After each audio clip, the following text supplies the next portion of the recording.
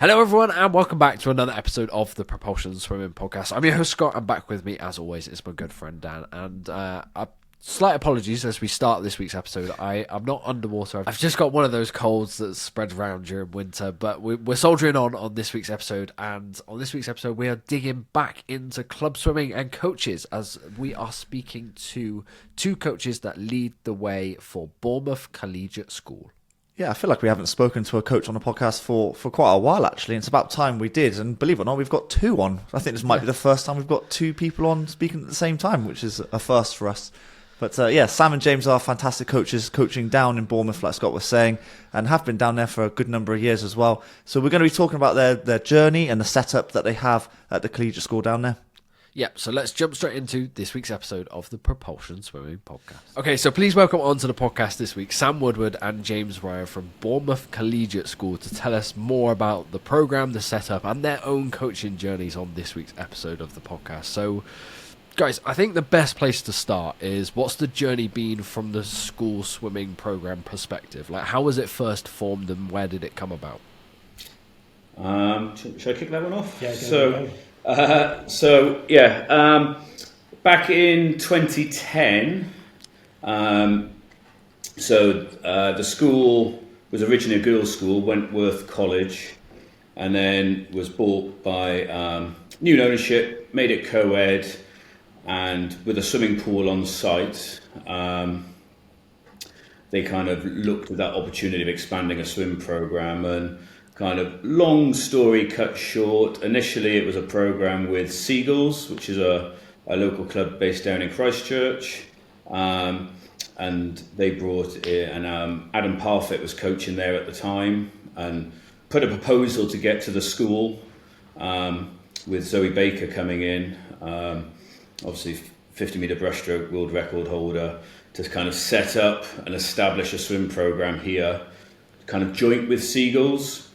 And then over time, I think the schools saw that opportunity to promote the school under their own name and set up as a club in their own right, with Zoe and Adam heading that up from about 2010 through to 2018, I think, when James came to work with Zoe. And then I arrived in 2019 after Zoe left. And really what we've got now, I would say, is huge credit to Zoe and Adam for the foundations they put in place, and the school at the time for the investment they put into the swim program to kind of establish it in those early days. So what's the setup like there in terms of facilities and coaching ratios, the stuff that's on offer for these swimmers? You want to fire with that? Or? Yeah. We're really lucky. Obviously, we've got our own 25 metre pool on site. You know, I think if you ask any coach anywhere, they always want something that's slightly longer or slightly wider. We've got a 4-lane 25, which we work out of through the senior site, and then at our prep site, we've got a 20 metre 3-lane pool. So we're pretty lucky with the facilities that we've got for a relatively small programme as far as numbers are concerned. We've got a full-time coaching staff of 3, and then we've also got we linked in with our Learn to Swim program, so some of our Learn to Swim coordinator and things were involved in our coaching program. We try and engage everybody all the way through the journey, right from the beginning all the way through to I suppose the glory hunters that end up being us at the end.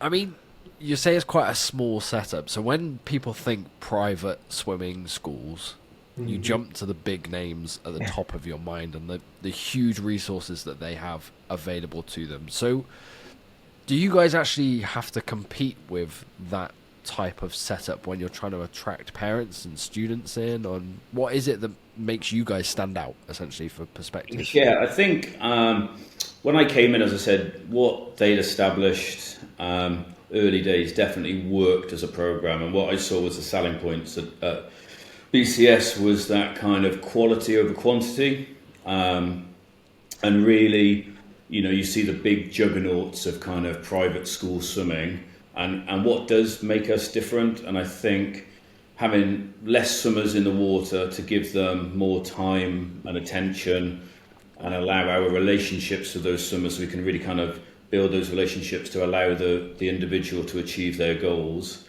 We are only a 25-metre pool, so instantly that kind of restricts us short, in the initial. But if people are looking, for a bit more TLC, sure. That's where we normally kind of fit that mould, rather than potentially swimmers getting lost in a bigger programme. Yeah, I mean, even the wider area of like Bournemouth, swimming has always been really strong around that area. Like, there's clubs galore around Dorset area. So I kind of want to say, why is that? But like, do you see local clubs as competition, or do you all support each other down there? So I've been in Bournemouth. I came to Bournemouth Dolphins in about 2009 to work with Graham Bassey at the time to be his assistant. So I was head coach in Fareham, and the opportunity came up, and I thought, Graham had some swimmers on British programmes, and I thought it'd be a great place to come and learn and be a number two and gain experience. And then when Graham moved on to Swansea, ITC as it was then, I took over, and then I was part of the driver to merge Bournemouth Dolphins and Ferndown Otters to create Swim Bournemouth. But that original proposal, because you've got in the kind of the East Dorset conurbation, you had Seagulls, Pool Swimming Club, Ferndown and Bournemouth. At that time, Bournemouth and Ferndown were the two kind of juggernauts down here, and you had Tony Watson heading up Ferndown, and we're lucky to have Tony working with us now at the school, and Graham at Bournemouth, and then Seagulls and Pool were doing a good job as well. And the idea was to bring all four working together and try and get everyone working in a time when Swim England were pushing hub clubs and things like that. And on paper and in theory, it was a great idea, but in reality, it never worked. Only two clubs bought into the idea, and lots of positives to come from Bournemouth and Ferndown combining, but a lot of frustrations. It's a lot of politics, I imagine. Yeah, very well. It drove me to that point. 2012, about the same time BCS was being set up, the same time Robin came into Pool with a renewed energy. I was done with coaching. Like, that merge of two clubs was like, that one of the hardest things I've ever done. And I was like, right, I need a Monday to Friday 9 to 5 job. I can't coach anymore. I was like, get me out of here. So what brought you back then? I think I realised. So I went and stubbornness. Yeah. Well, I took a job at Bournemouth University as sports development officer, and I was there for a couple of years, but it didn't pay enough for me just to be able to leave swimming. So I ended up coaching. So I dropped down to being age group coach, which I think helped. So rather than being a lead coach, I just dropped down to being the age group coach within Swim Bournemouth. And working at the uni in sports development, very much an office job, I realised I didn't enjoy that. And slowly my passion for swimming or coaching came back, and I realised actually that's what I wanted to do. And then actually, a big credit to Matt Heathcock. He came in as head coach at Swim Bournemouth at the time, and he gave me kind of renewed my enthusiasm and passion for swimming and coaching again. And then the job came up here in 2019, and kind of going back to, I suppose, one of the questions you said about working in a private school, being managed by professionals, by the school management team, and not having a volunteer parent committee, having full-time coaches, not having to try and get volunteers poolside, and having a good staff, has been the best move of my career today. I can see why that's, like, as much as we've asked you the question of like, how are you trying to attract students and prospective swimmers and parents, I can see why that's a attractive prospect to get a coach to go there, if that makes sense. Yeah, definitely. I think on those foundations of You know, when we feel lucky to be a part of this setup and to be avoiding some of the pitfalls that come with club swimming. It doesn't have that, as Sam said, that professional oversight. You know, we have a business manager that is absolutely brilliant at being up to speed on regulations, and we feed from the school in that with regards to our welfare, and we know that we're holding ourselves to a very, very high regard. We're not just implementing things from Wave Power and Swim England with regards to welfare and protection, is that we feel supported in our environment. We feel like we've got the backing to be the best version of ourselves, and I think then that it makes it very easy to give that to other people, and ultimately it's the swimmers that get impacted most positively from that. We provide that for them because we don't have the stresses that most clubs have. We don't then almost push them onto others. We don't have those issues. We can be the best version, they can be the best version, and then we can sort of build very holistically through our Learn to Swim program all the way up through to our elite. So while you say you don't have the pressures that some clubs and some coaches in that situation have, you do have the pressure that obviously the school own the pool. So rising costs for running a pool is big. Like, we know this, there's no secret. And then the added kicker, let's say, that VAT is now added on. How have you survived, and how do the school not see the pool as a bill for them, essentially? I think we're really fortunate at the way the school view the swimming program and the pools as an asset rather than kind of a heavy burden. So those costs are absorbed into the day-to-day running of the school. And again, the way they budget the swim coaches' salaries, like I suppose I'm full-time head of swimming.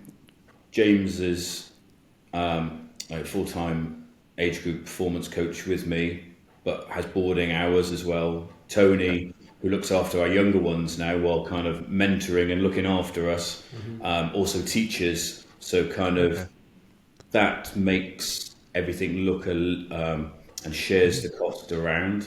So it's important that you're integrated into day-to-day life of the school, as well as you're not separate. It doesn't exist without the school. Yeah. You know, the school is you know, if we were going to separate that, we call ourselves an academy within the school, but we're obviously registered as a swimming club. Yeah. Without the school's backing, BCS swimming doesn't exist.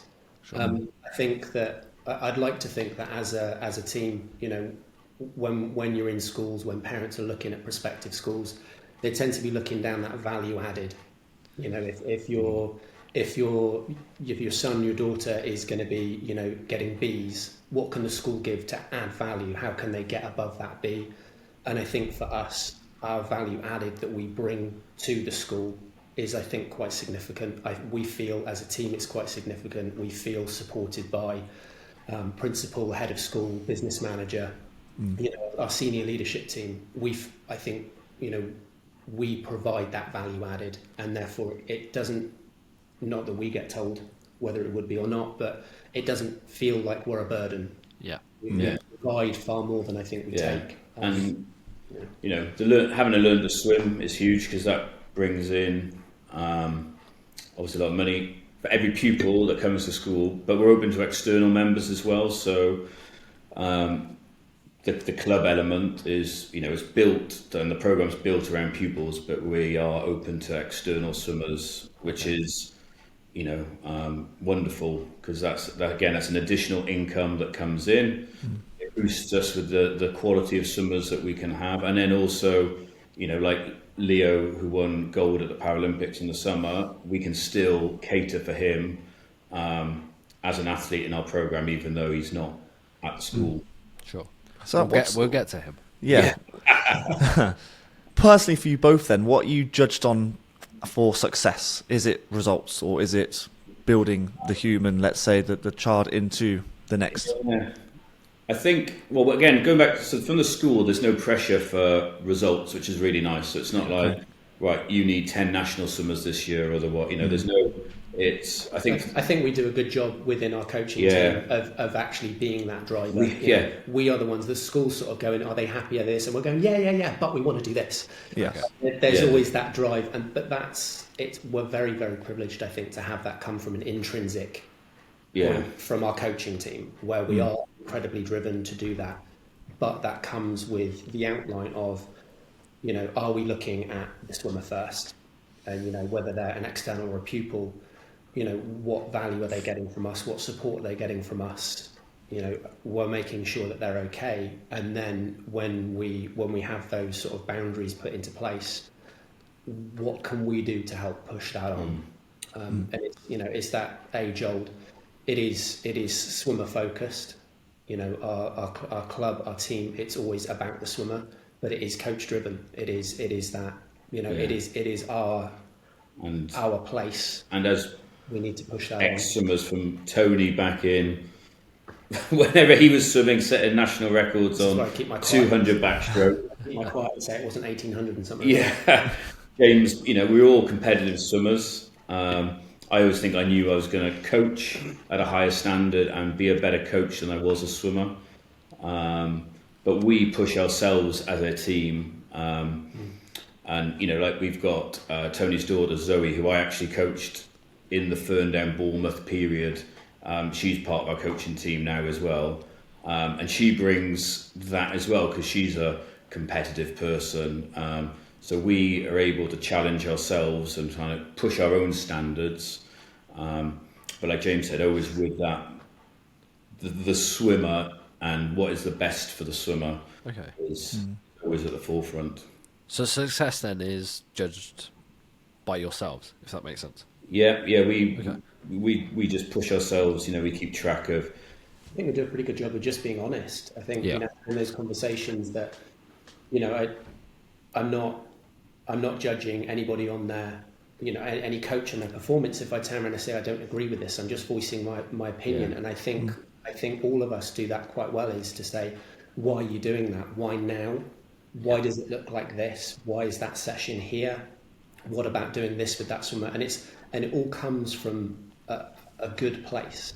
It's not. I don't feel like if Sam turns around and says, "Oh, what does that look like? Why is that in the warm up? Why is it?" I feel trusted enough to be able to explain that and to let that process continue. There's a huge amount of trust and an honesty behind everything that we do as a team, and it feels. I always careful using the word, but it feels very easy. Okay. Which for a performance program of relatively small numbers in comparison with some programs out there that have achieved similar results, is that it's not a chore to come to work. It's a chore to have those coaches interactions, the coaches meetings, the swimmer interactions.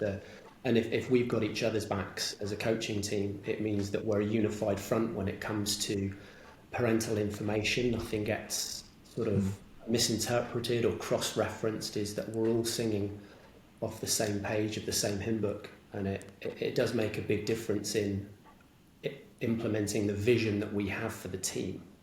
And that vision of it is a very individual sport, but producing a team, everybody's excited about what's happened this summer, and it brings everybody back with a renewed sort of vigor and energy to push on themselves.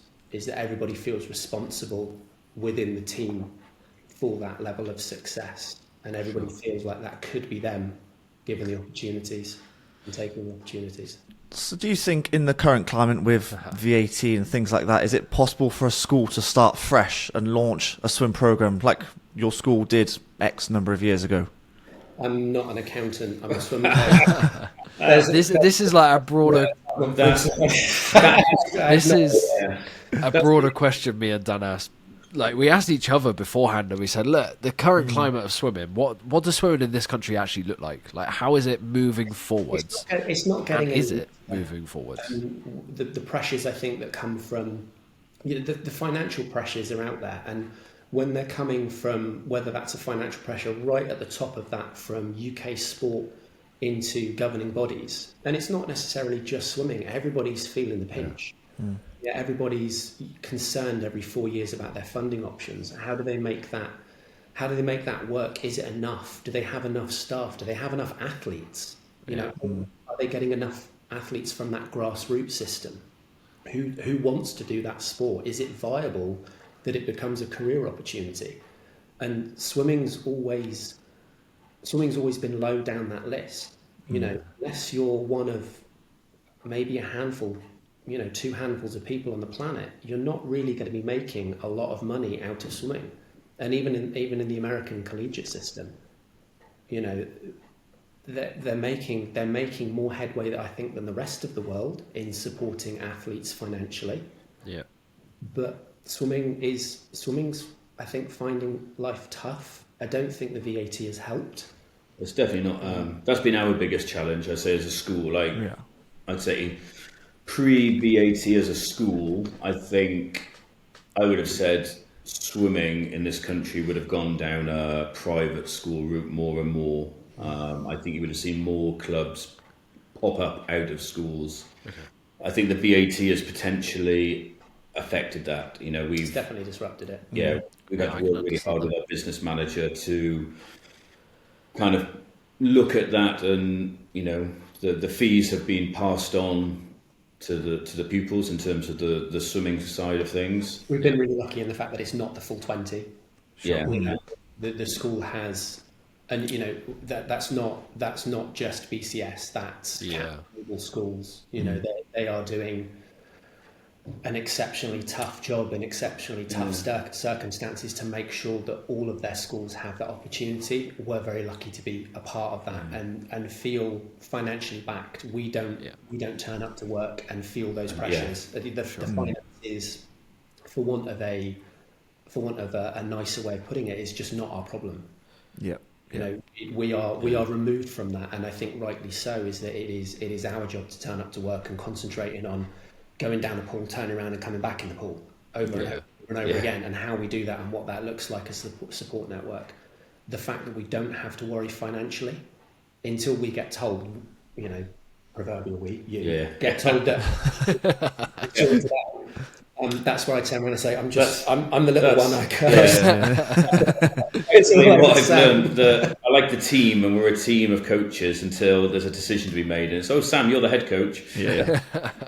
I think you're right, though. I think the landscape, because it's literally just come in this month, whether it's going to change over the next X number of years, and we know clubs themselves have been struggling to get pool time because leisure centres are closing down. Whether it changes again for the better or the worse, who knows? But the landscape isn't staying still.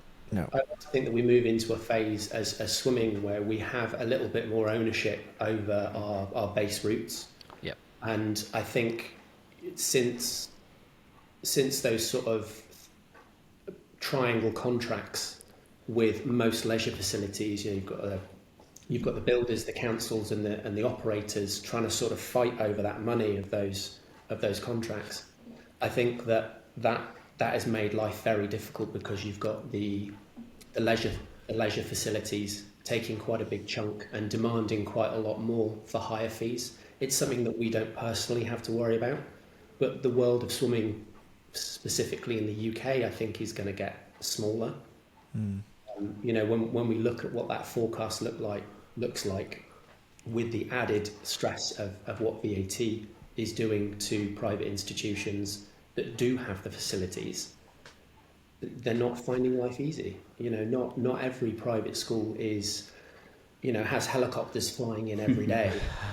not every private school is full of children that go and have their summer holidays on their own boats, you know, in the Mediterranean or down near Monaco. Or that's not what private schools look like. As far as the majority of them across the country. Yeah. Most parents in private schools up and down the country are paying their fees on a monthly direct debit. Even fewer are paying termly, and very, very few are paying, you know, for a whole year or 2 years, or whatever that looks like up front. I think people's perceptions of what private school is very different from the actual reality of the way that they have to operate. And as much as we pride ourselves on giving children hopefully more opportunities than state schools, and giving them a greater depth of knowledge and experiences. Ultimately, if we're not functioning well as a business, we don't get to do that good stuff. Yeah. If we're not on the good side of that money line, the black and the red, we don't get to do what we're good at. And that's not just us in swimming, that's the history department, the geography department, that's whether or not these kids can get on a bus and go and play the school next door in their football fixtures. Oh, yeah. It's not necessarily what everybody portrays it as. It is frustrating being on the side of it, of being told, oh, it's a bottomless pit of money, and I wish it was. Everybody involved wishes it was, all the way through to senior leadership. That's where it's good just not that like we that. We are integrated fully into the school and have that. You know, we are, so that even though we're a club, there's that club element, and we've got externals, but we are very much the school program and part of the school. Sure.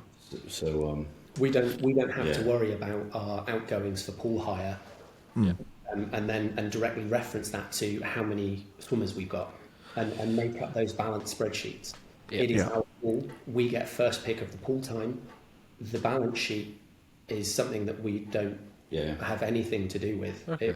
If we're doing well, we hear nothing, and if we're doing poorly, we get told to change that. It's just the way that it works, and most of the time, no news is good news, and like I say, most of the time we don't actually hear anything, so we just. I like to think we're doing a good job. Yeah, that's why we. Nobody's come barging through the door. We're doing all right. Well, let's say everything is all good. What is your dream for the program? Like big picture, sort of no limits. Oh, do you know what? I was thinking about this earlier today, and there's always that you want to be bigger. You want to try and rival those big private schools, and there's a lot of them in the southwest and more popping up. But I don't want to lose. And we've had these conversations as coaches because we've kind of just, I suppose, I've been here 5 years, but with COVID.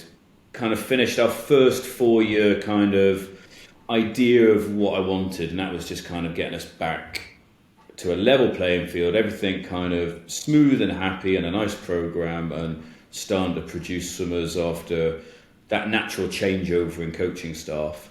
So we've started looking at kind of where's the next 4 years go. But I don't want to lose sight of that, what I said earlier, that quality over quantity. Like, we could start looking to grow the program, and we've most probably got, it's our pool, like James said, and we could expand our sessions and double the program. But do you do that with the same coaching staff? So straight away, every swimmer is getting a little bit less of your time. So you actually lose what I think Bournemouth Collegiate School is at the moment. And I think, as I said, our unique selling point and what we can do different. I think what we've been doing over the last 4 to 5 years, and I'd like to keep doing, is just keep upping our standards. So we kind of very much, it was like we had county swimmers that were doing well at regionals. With the odds national swimmer, it's like right now we want more regional swimmers kind of performing and winning medals. So with more national qualifiers, and so last year we were back up to a good, I think we had 8 swimmers at nationals qualifying, right? So the next step is how do we get them winning medals at nationals again? And that's just coming from the standards we set ourselves and the kind of the boundaries and everything we put in training, just to keep upping the standards. We'd love to. We've had Leo obviously in the summer to build on that within the para program, but also kind of the Olympic pathway program as well now, to have swimmers going on more international teams. BCS has always punched above its weight. I remember when I saw the job come up, and I sort of reading through, and then as you do a little bit of research on where it is you think you want to go. And I remember just reading this list of sort of current and then just ever so slightly ex-swimmers, and thinking that it's just this list of national medal, Paralympic European, Paralympic World, just this ridiculous list of young students in a program that was then, I think, correct me if I'm wrong here, but slightly smaller as far as swimmer numbers than it is now, are just well and truly punching above their weight of a really, really small, swimmer-driven, swimmer-orientated, like let's go get them program. It was really, really punchy, and that was the bit that sort of attracted me to it. Is that I think you always think that there's going to be bigger success with the bigger thing. If you go off and work for a big business, you're going to earn bigger money. And actually, the results that BCS have had since its start in 2012, 2010, 10, yeah, is we just every single year has just been swimmer after swimmer after swimmer after swimmer, and there's obviously something good going on. And I think personally, I feel a duty to uphold that. Okay. I don't want that to die with me. The person that everybody looks at and goes, well, it stopped there. Yeah. It's your worst fear as a coach, where you become stagnant, and I think that, that opportunity of always trying to push on is incredibly well received by us as a coaching team, by the school, by the swimmers. I feel like everybody's got their boxing gloves on and hitting upwards, which is always, it's a united front. Yeah. So we have talked a lot big picture, and you've obviously just then discussed the success that have been kind of snowballing over recent years, but it comes down to, a lot of it comes down to coaching. So what is we'll go separate, each of you give an answer for this, but what is your coaching philosophy? Like, what do you like to see from your swimmers, and how are you as a coach if your swimmer was going to describe you? Oh, that's a good question. I don't know what they would say about me. I prefer not to. They might be listening, so they can comment below. I've always a kind of mantras or philosophies, of what we'd call them. There's a couple. I always think happy swimmers make fast swimmers, and I think if a team of swimmers are happy, they want to turn up, they want to work hard, and I think that's a great place. Hopefully they'd say, I always think, and I try and again treat others how you want to be treated. As wherever I've coached, that's kind of been something my dad always said to me, and I've always tried to pass on to any swimmer I've coached.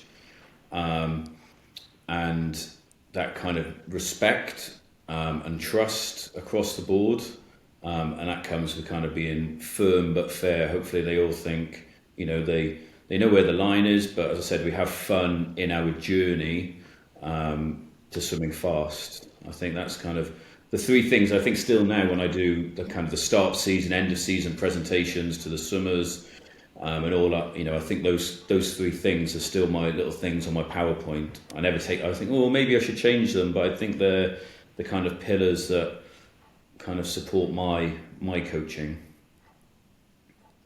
And James? Honesty. Mm. I think having swimmers that you can have an honest conversation with, I think builds trust. And I expect to be called out as much as they would. I don't hold myself at a higher level. I don't hold myself to, I'm not stood on a soapbox. If I'm doing something they don't understand, that my swimmers don't agree with, I want them to voice it. I want them to ask why, because if I'm incapable of explaining that in a way that they understand, I shouldn't be stood on poolside coaching it. I definitely shouldn't be asking them to do that.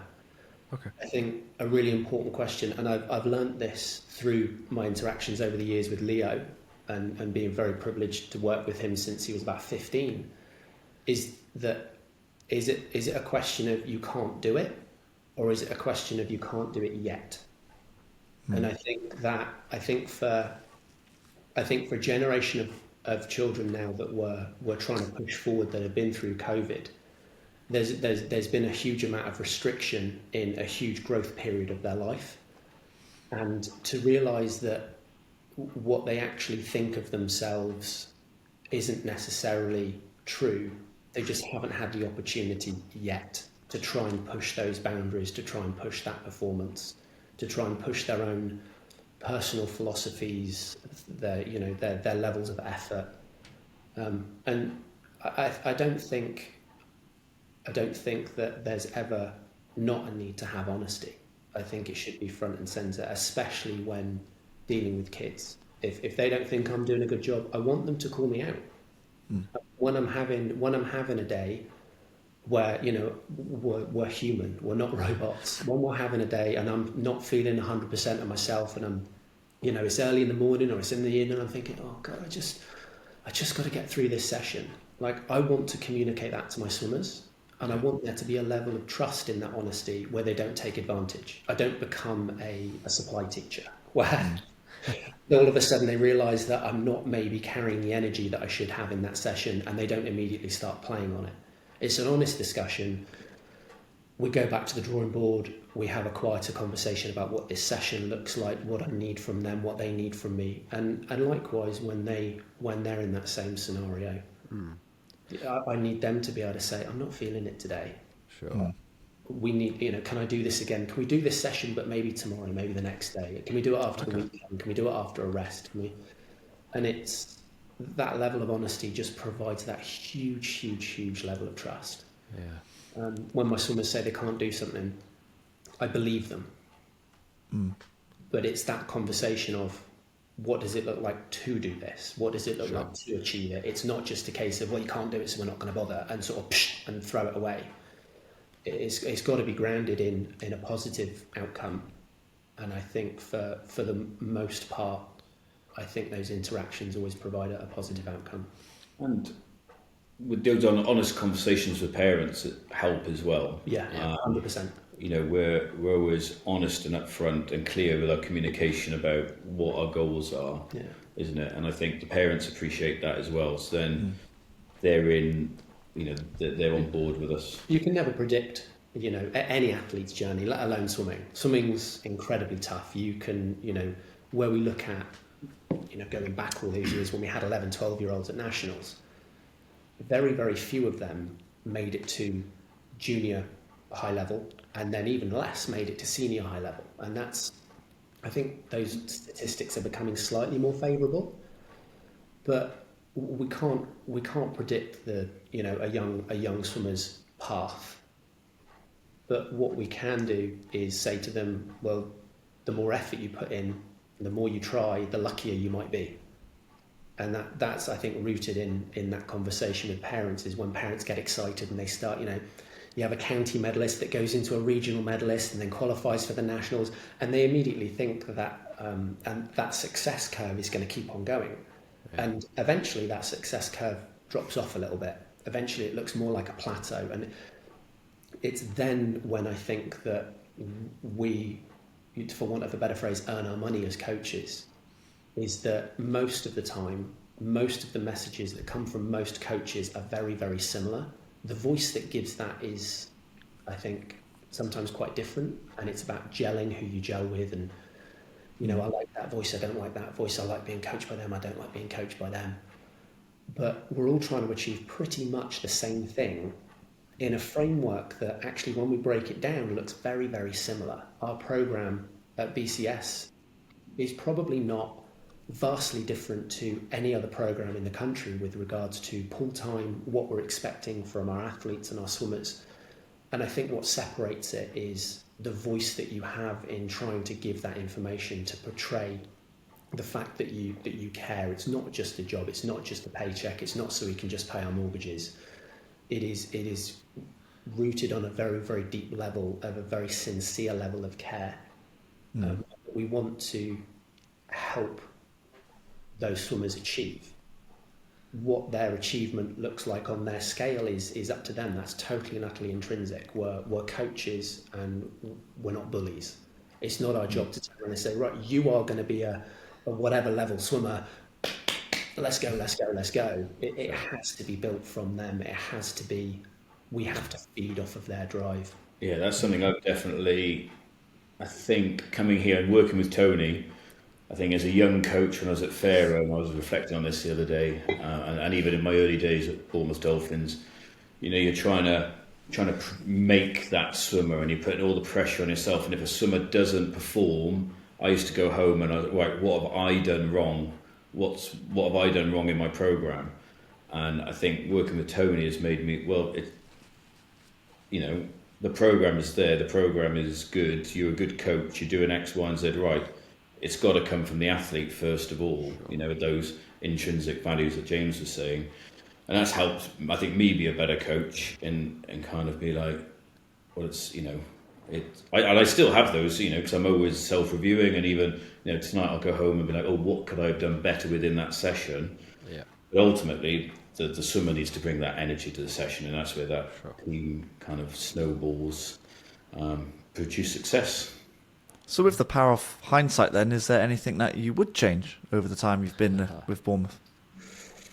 Here, do you know what? We kind of, at the end of every season, we kind of, start planning for the new year, and we think, what could we, in terms of the programme, and we look at pool time, what we've got, and Laurie Dormer, that used to be at Bournemouth Dolphins, had, if you do the same, you stay the same. And that's that kind of philosophy. So there's always that temptation to tinker with things, but actually it's not broken. So I think James actually said, well, why? It's working. The actual pool time and the structure and where the rest mornings are, and there's 2 squads. The balance of the week works really well. We're fortunate that we start at 6 o'clock in the morning, not 5 o'clock, which a lot of programs in the area are those horrible early starts. And again, we can start earlier in the evening. So but it flows around the school day nicely. The externals, it works for them as well. I think all the changes come a bit more intrinsically for us as we kind of push and challenge ourselves. I think, as we hopefully cater for more, I suppose more recently our Olympic pathway athletes have been more kind of age group to youth, kind of early youth program, and we haven't necessarily carried that in the last 5 years to kind of the sixth form kind of top end youth, as we look to kind of, there's things we could tinker with the gym program, but actually the program in general, there's room to modify and adapt and grow if needed, but most of the challenges come from us challenging each other and challenging ourselves. I think from an outsider over the time that I've been here, if you were to look at the programme from the outside, I think that I don't think there would be a lot of change, with regards to pool sessions and pool timings, as Sam said. I think from my coach's perspective about the way that I have developed and the way that we have developed as a team, that changes every single year. And I think, and going back to that honesty thing, is that, I think as coaches, we all have a little bit of imposter syndrome. We all get that moment of thinking, I don't know. But you sort of, I think the more chances you have of being in that situation, I think just subconsciously you just become better at feeling your way through those scenarios, and the more stresses you've been subjected to, is that I've experienced this before, this is the outcome if I do this. And we learn an awful lot at the that breakdown at the end of every season about the start of my season through with what I do for the swimmers hasn't been the same. It's been the same framework, but where we've done stuff has been slightly different each time from that learnt experience of the last one. It's not reinventing the wheel.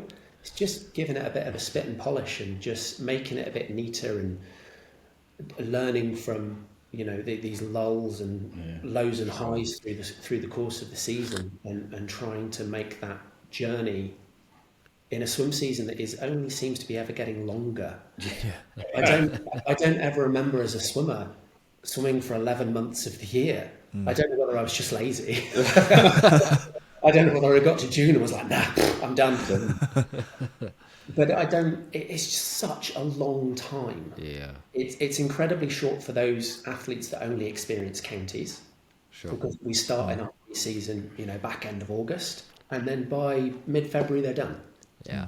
That's the top bit, that's the pinnacle of their season. It becomes very difficult to extend that season then.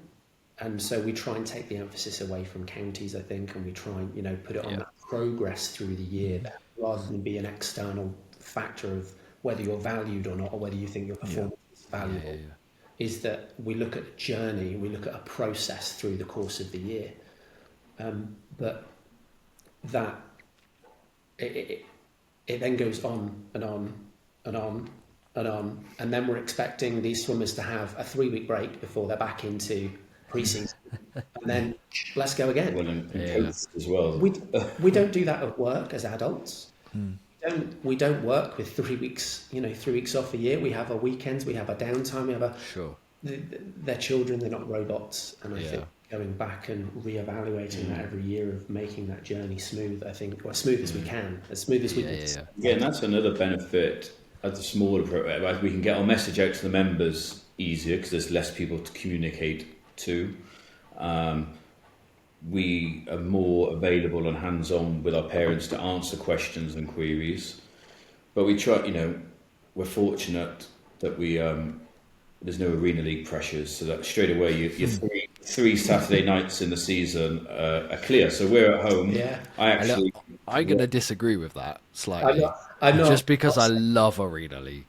I love the thought of Arena League. Yeah, sure, but I guess I was never a coach on the end of it. Quick, in, out, and then all of a sudden you look at it and you look at the transport time. You look at stresses as far as monetary stresses on a club. I tell you what, I mean, Southwest is tough. Coach, but my lord, it is expensive to put a team on a coach for a 2-hour, 3-hour journey away. Yeah, it's really pricey. And when I messaged the Tony and James, I think it was the first round of Arena League or even third round, and I was at the rugby in Cardiff with some friends, and I was like, a glass of wine in hand. On those nights, but not doing those, and when you are involved in them, they are wonderful occasions. But then the next week you're backing up with an open meet because you're chasing or some, and it snowballs. But so having us that we're not at a gala on a Saturday, frees up. So actually, then we're not missing a Saturday morning session to race, so we're able to train. We've got more energy. The kids have got more energy to compete at whatever the actual meets are. So, yeah. Now, we've mentioned his name a little bit through this podcast, so I think it's a really good place to end. So, Leo McRea is one of the success stories of the school over the past 12 months. How have you successfully integrated him into your program as a para-athlete, and what benefits have you seen for other swimmers around him, since he's been involved? So James is the mastermind of working with Leo. Broken clocks right twice a day, gents. But I think me coming in, Leo was already at the school at that point and swimming with James. Sure. But I think the success of Alice prior to that, Alice Ty being at the school and swimming out of the programme, established para swimming, or that Paralympic pathway, on a level playing field with the Olympic pathway. It was never, it was just everything worked in unison. And then we've had, we've been fortunate with the para pathway that, with the success of Alice and Leo, we had Luke Boyles for a time. We've got Zach now. We're attracting other para swimmers, and again, I don't know if it's because we're smaller, it allows us to cater for those athletes. Okay. But I would have thought logically it's the other way around. So you're smaller, so you have less resources to help them. But actually, what you're saying is the opposite. It's better for them. I think it allows us the time, because we're athlete focused. I don't think you need a huge amount of resources. Yeah. This whole thing of having to provide more for your para athletes. Yeah. Is that, yes, there are certain physical limitations that we need to address, and we need to find. It might be a different access route. It might be a different entry into. It might be the fact that they can't tumble turn or whatever that looks like. But actually, when you get in the water, swimming's very selective on a time basis. Your lane hierarchy on a session isn't dictated about who wants to swim with who and they're my mate and I go to school with them, so I'm going to be over there. If we're working off a threshold set and your 100 PB is between 55 and 60, this is your go time, this is your lane. Yeah. And there's not really any difference with para athletes. Their PB is their PB. Sure. The percentage way that you figure out those go times in sessions, what their threshold, timing is, what their threshold heart rate looks like over that period of time, and how you adjust those go times. Everybody's, within reason, everybody's heart and lungs are the same. They're going to function in nearly the same way. And just because there may be a physical limitation doesn't mean that heart isn't going to get stronger unless there is a medical condition underlining it, that heart has to be in that zone to get stronger, is that your lungs have to be within this capacity rate to be able to get stronger. There isn't actually that many changes, I think, that need to be made as people think there are. People get a little bit scared with para sport there. They get scared that they're going to say something that they shouldn't do. But it's like any... I just think it's sort of... I think it's met with a little bit of... a little bit more hands-off than it should be. And again, those honest conversations is, how do you want to be treated as an athlete? And I remember having that conversation with Leo when he was 15. Do you want me to do anything differently for you than the able-bodied? Yeah. And he looked at me as if that was a bizarre question. He went, no. And I was like, right, okay, crack on. Sure. Like, I don't want you resting on the side because, if you don't want special treatment, you've outlined that. Yeah. Everyone else has got to button up. Everyone else has got to, put their best effort on. And whether it's a pull or a kick or a this or a that, I want you to be at effort. I want you to be the best version of that. Ultimately, that best version sometimes looks a little bit different with those physical limitations. But we're all human. Yeah. I remember Will Perry saying something very similar, that we can work just as hard as the able body, so why not push us just as hard? Yes, he's dwarfism, so he's got shorter limbs, so maybe not as quick, obviously, but in terms of aerobic capacity, it's kind of the same, so you can do the same sort of sessions, just that go times, like you say, may have to be adapted. Absolutely, and that's what it is. It's adaptation. And what I've realised with working with Leo and building that friendship over the years is that if there's an issue, if there's something that needs to be changed, he will let me know. And it's that I can't do it, or I can't do it yet. Okay. I need a little bit longer today. I'm not feeling it. I can't go off of 140s. I need to be going off of 145s. I need to be 150s, and not it's grounded in that level of honesty where I trust him and I trust Leo wholeheartedly. Yeah.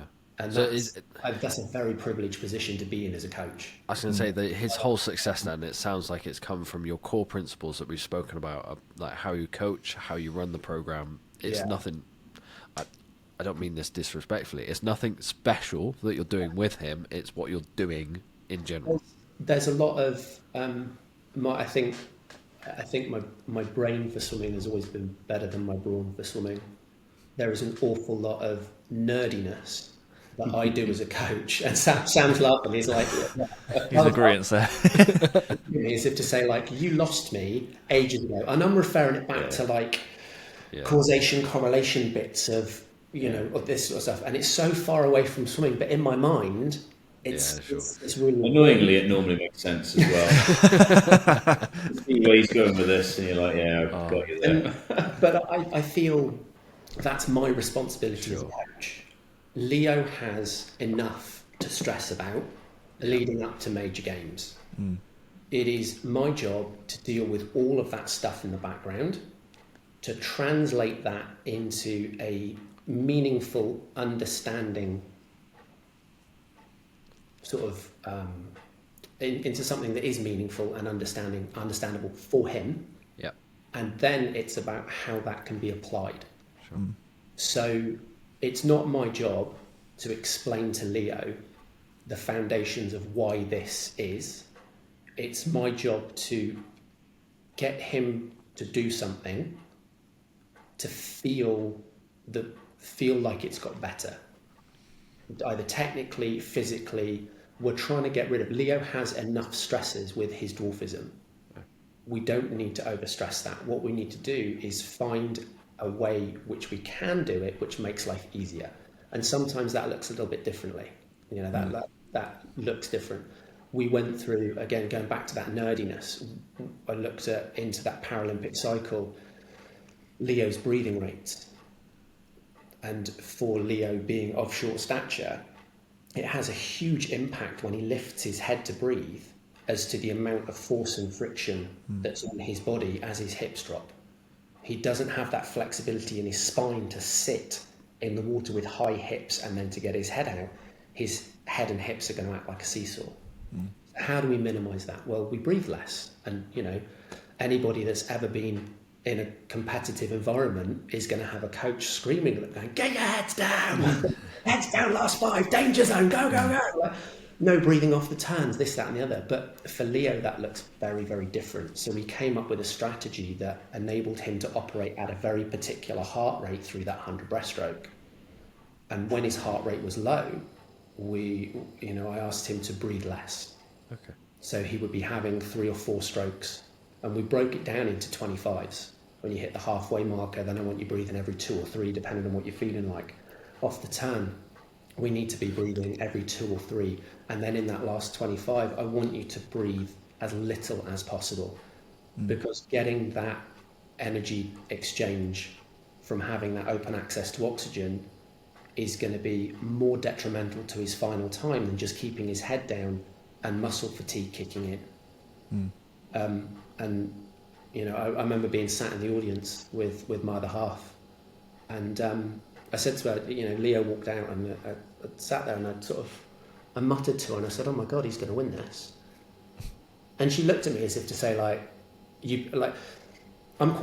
think I'm quite confident with my ability and my knowledge within swimming. I think most coaches should be. I'm not afraid to say that I think I'm right. Sometimes that comes around and bites you, but I think, and she looked at me, and I was an absolute shell of myself that day. We went to see Leo in the morning after his heats and before the final, and I felt like a liar.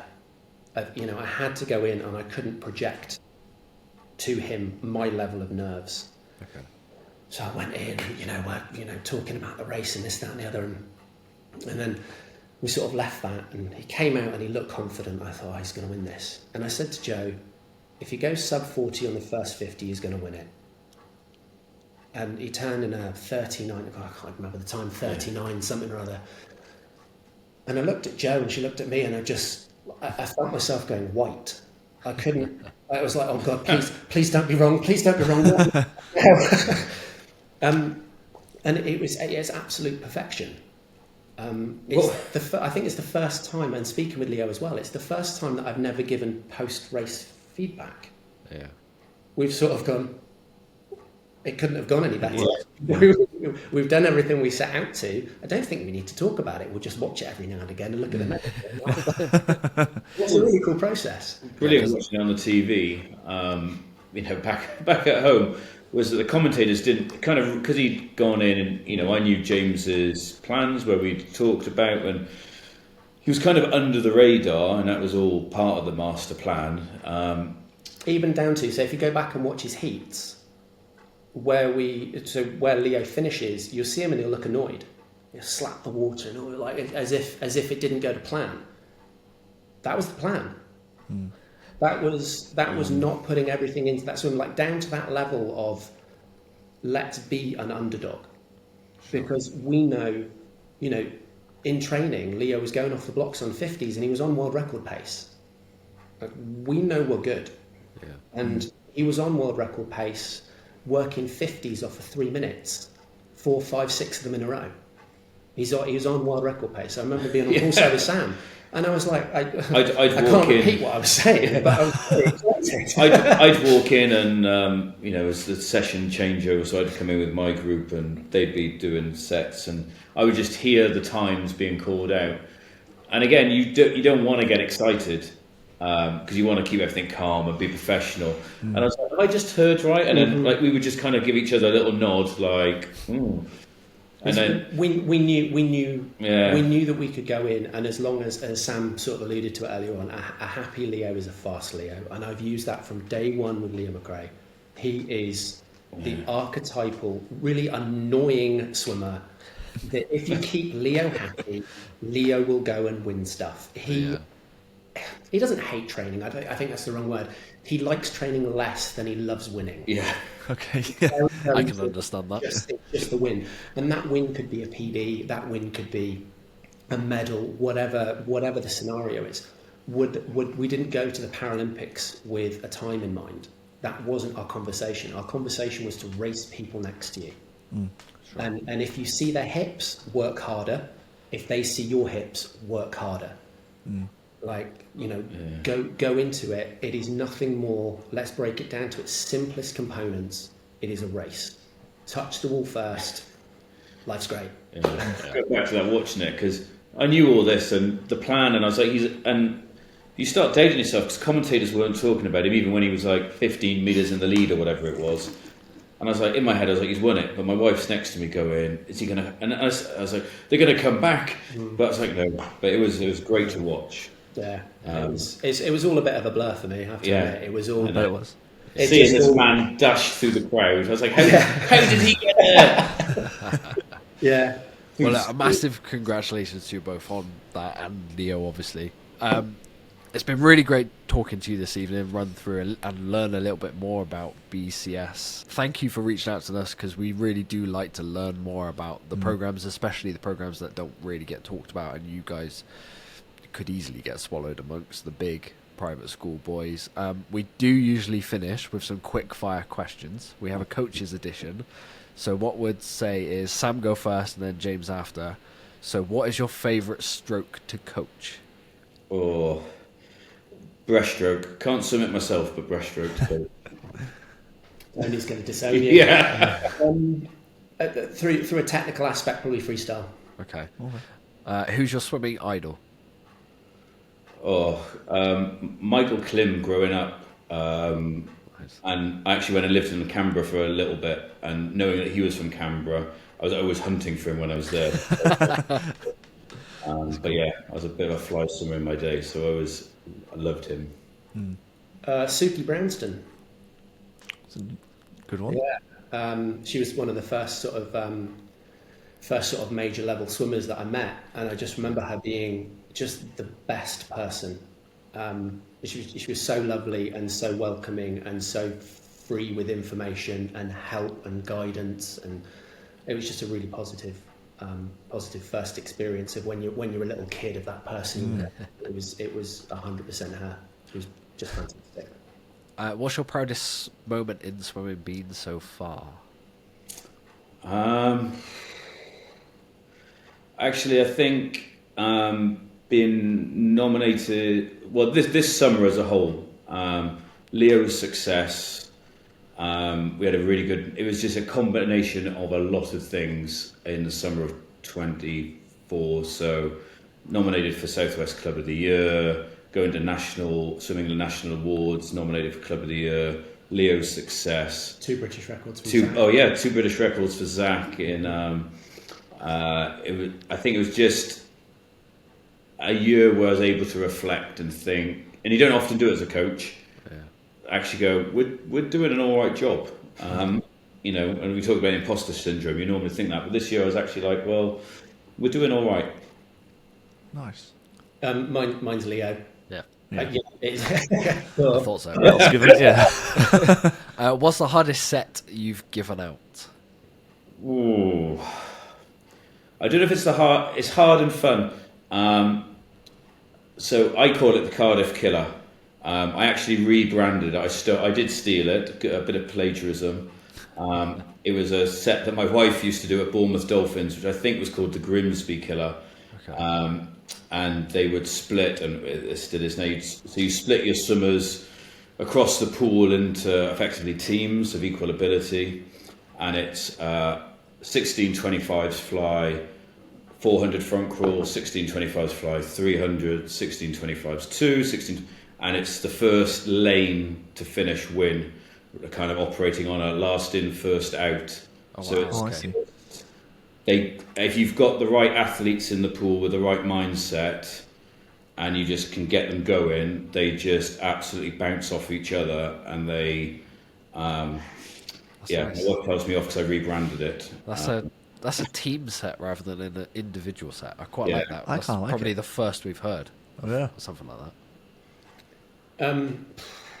I think my swimmers would probably be best equipped to answer the question, but I think it's basically every time I start shouting. That's when it gets hard. That's the level where they need to, to lift. I don't, I try not to be a coach that prides themselves on a tough set. Okay. It's not about that one-off. It's not about the severity. It's about the certainty. Sure. And I would much prefer that, especially at my age range, I don't really have too many of the older ones, but it's just more about the consistency of turning up. I think it's not a tough set, it's a tough week, it's a tough month. We're leading to this. If you want taper to work, we have to work hard in that, and unfortunately you just don't get the time off. You're not turning up to have an easy breezy session, and the last session isn't going to be whatever. Saying that, Christian Ty did. There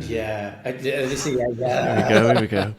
I show people this set, and if you want to see it, I'll get Sam to send it over to you. It was his last session before we went off to nationals. It's the last session before his official taper began. He did 20k in a day. Two 10k sessions. I'll send it to Sam and he'll get it to you. It was horrendous, and the best bit about it is we wrote it together. Okay. I said, what does it look like going off this time, Christian? Christian was 18 at the time, wasn't he? So 17, 18. And a real glutton for punishment. Like this kid, Alice Ty's brother. Yeah. He loved the pain.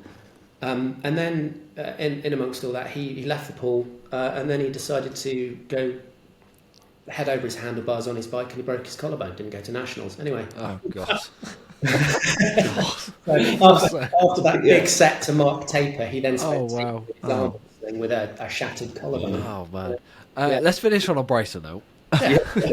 Sorry. Final question gets to know both of you away from a swimming pool. Road trip, 3 spaces in the car. You can take friends, family, celebrities, anyone you want. Who would you take with you? That's a great question. Oof, crikey. Got to think quick fire. Dead or alive, if that makes things easier, or probably harder. We said we were leaving this on a happy note. I should say my wife, shouldn't I? You've got to say that. That's a boring answer. Sorry, Joe, but I'm not saying you. I think for me, one of my granddad's heroes was Muhammad Ali. We used to wake up at night, and he used to sneak me out of bed, and when I was on a sleepover at Nan and Granddad's. And Nan would be in bed and he'd wake me up and we'd watch the boxing on telly, and we'd sit there this far away from the telly, and we'd end up re-watching the old boxing. It was always Muhammad Ali. He was always there. So I think for my granddad, I think I'd like to brag that I've shook hands with him. Yeah. We've had a pint. Yeah, that'd be it. The other two, I think somebody. Who am I thinking of? Nelson, like someone along the lines of Nelson Mandela as well. Just being faced with, we all like to think we can appreciate that level of effort going into making things better than we found them. And I think coaches always want to leave a situation better than they found it. I think getting the opinion of the king, of the person who has found something in the worst possible state and done amazing things to help the whole world realise that there was huge issues. I think that would be pretty cool, just to get a little understanding of the mindset and the sheer amount of stubbornness and goodwill that goes into manipulating and facilitating those changes would be pretty cool. And then, don't know about the third. I'm open for applications. Yeah. Right to me, James got right. So you've gone quite deep thinking. I was going to say that's a deep cut. I think he'd be a laugh. Yeah, I reckon that works. That's what it is. Yeah, that's good. We've had cars full of comedians before. Yeah, I really don't know. I think someone someone that can teach me a bit more about Wales and like my history. Like Rob Brydon. Michael Sheen, tell you what, because he inspirational speech, and he is very patriotic and knows the history. Like, I think more and more kind of, I think Michael Sheen, Ryan Reynolds, and I'm going to take Gordon Ramsay, because then I think he'd be great entertainment and he can cook some awesome food for me. Nice. It's not bad, Carl, that. Yeah. Guys, look, thank you so much for giving us some time this evening to speak to us. It's been a pleasure, and we will catch you on the pool side very, very soon, I'm sure. Thank you very much, gents. Yeah, thank you. Okay, that just about rounds up this week's episode of the Propulsion Swimming Podcast. If you haven't subscribed already, please do so on YouTube, Apple Podcasts, and Spotify. And me and Dan will be back maybe in 7 days, depending on Dan's internet connection in his new house. But if not, we will see you very, very soon. Yeah, thanks for listening, everyone, and I hope we'll see you in 7 days' time. You've been listening to the Propulsion Swimming Podcast with Scott and Dan. We want to thank you for joining us and invite you to subscribe to the show, as well as checking out the Propulsion Swimming YouTube channel for weekly tutorials and videos to get your swimming fix. We will be back next week. Until then, we'll catch you on the next one.